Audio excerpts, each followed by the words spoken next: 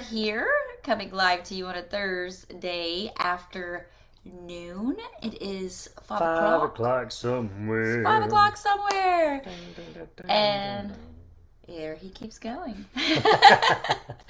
So it's 5 o'clock on Thursdays. This is our go-to time right now, planning for us just to take a quick minute. We just want to hop on here for about 15 minutes and just share something that is going to help you and your family.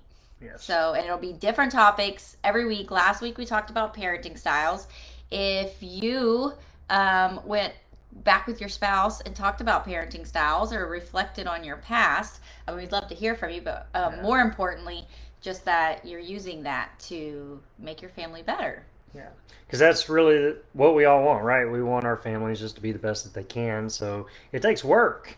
It takes us constantly learning and growing and stuff. By no means are we perfect. This is why we're doing this. We keep learning and growing. Now, we've learned a lot. We've come a long ways, as I'm sure you have too. But it's all about community sticking together and learning from each other and continuing to grow. So, no, we're excited. So today's topic's pretty cool. We like this one. Yes, it's having fun and being intentional. And I think all of us probably want to have fun and be intentional in our relationships. But sometimes in life, we don't understand the importance of it because it feels like play. And life just has so many other priorities that seem to be pushed further on the calendar.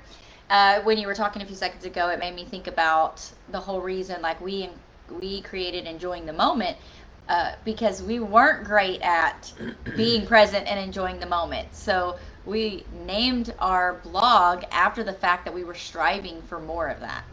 Yeah, we kept noticing we were waiting until next month, or we were waiting till next year. Once we got to this mark, we're gonna be happy. Once we hit this achievement, we're gonna be happy. And it's like, why do we have to wait till then to be happy? It's almost kind of like that thing. That I was just talking about? Yeah, yeah. It Yeah, was a songbird. I think she's Nightbird Nightbird. She's the one kind of popular right now, blowing up YouTube and stuff. But from AGTV. it's Yes. so true, though. It's like, why choose until things are good to have joy or to be happy? And I think as families, we can do that. We get caught up in the rat race. We get caught up in the go, go, go, work, work, work, family, got to do this, the chores, all the other duties that you don't like doing. And it's like, all right, whenever we go on vacation next year, I'm going to be happy. Hmm. So it's easy to get into that Or mindset. when this problem goes away, I'm gonna be happy. But Yeah. we're here to tell you, and I'm sorry to be the bearers of bad news. There's always going to be something to be upset about, frustrated about. That's going to be hard. Every season has different things.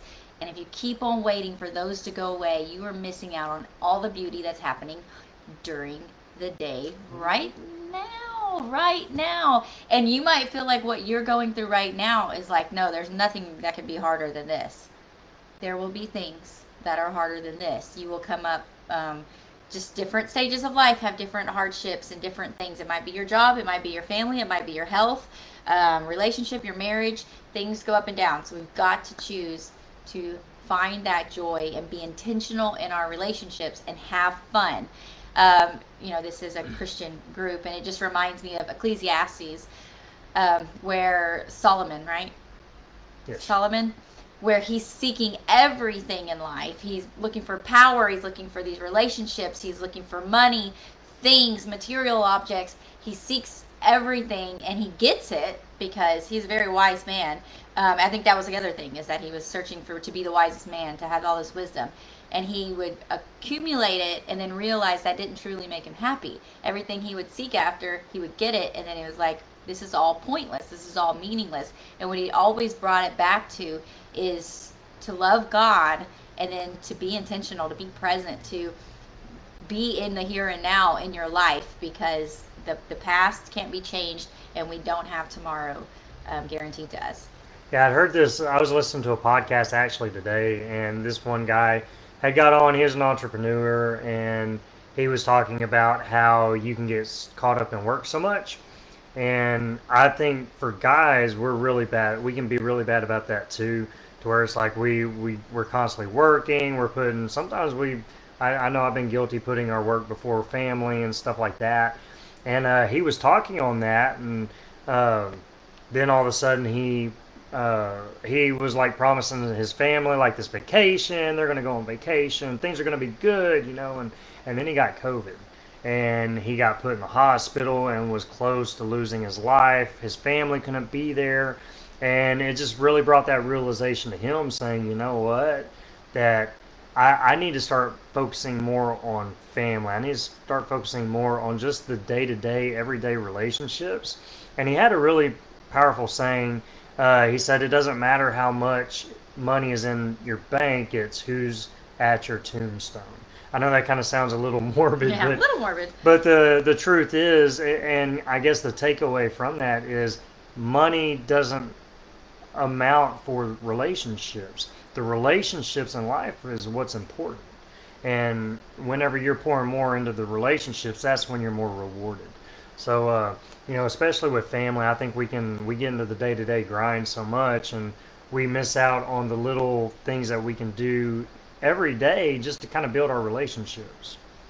Yeah, and I think to just looking at those priorities and seeing like what relationships are most important to you, and I can probably bet on those that live in your house or that you raised up or that raised you. Those are going to be the relationships. Those are going to be the people that are going to be standing at that graveside and wishing they had more time with you, or you're going to be at theirs wishing you had more time with them. And so this is like supposed to be like an upbeat, like, yay, let's have fun and be intentional. But we just want to help express the importance of why, because so many people I think it takes like a life event like COVID, near death, or somebody in your family getting very sick or dying for you to realize like what's important in life.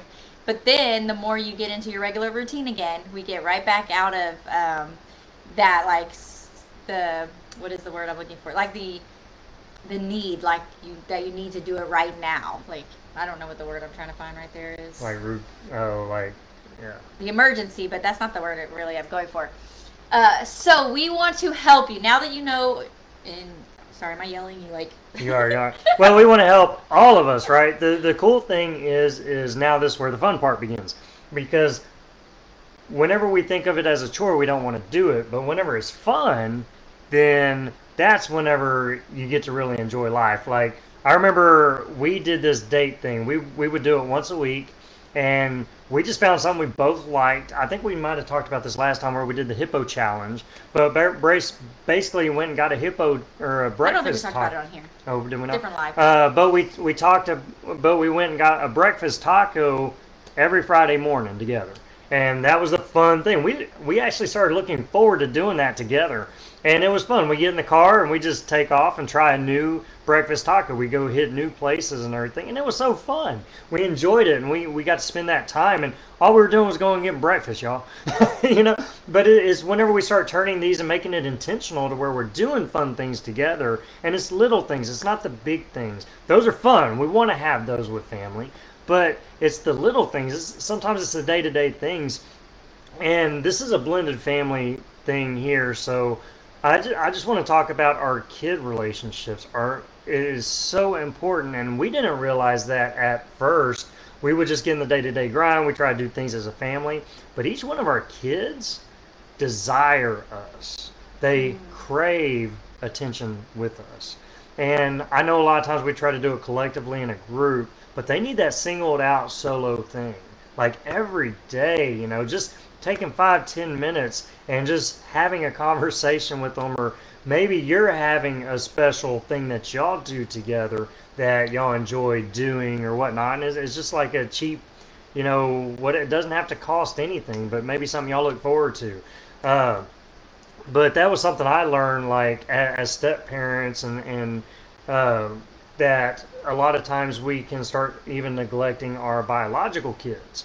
And I remember a time that my biological daughter, she was getting really down and in the slump, so we were really trying to look for counseling and help and stuff like that.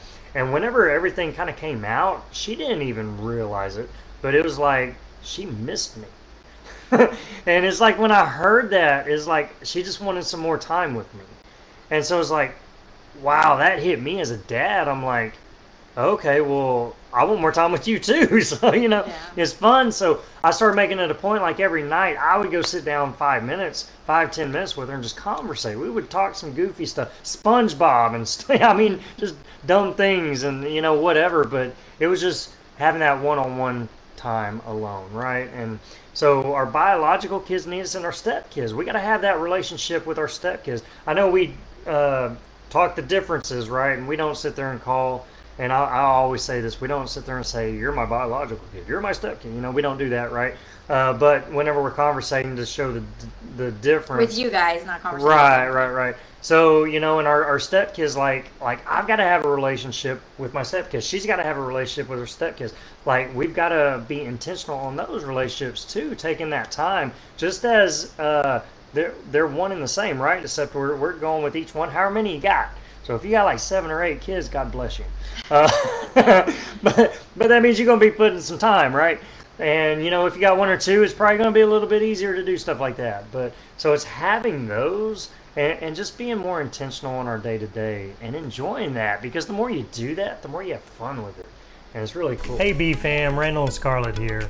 Blended families can be hard at times. There can be all kinds of obstacles that we face, even more than being in just a nuclear family or a family before there's divorce and step-parenting.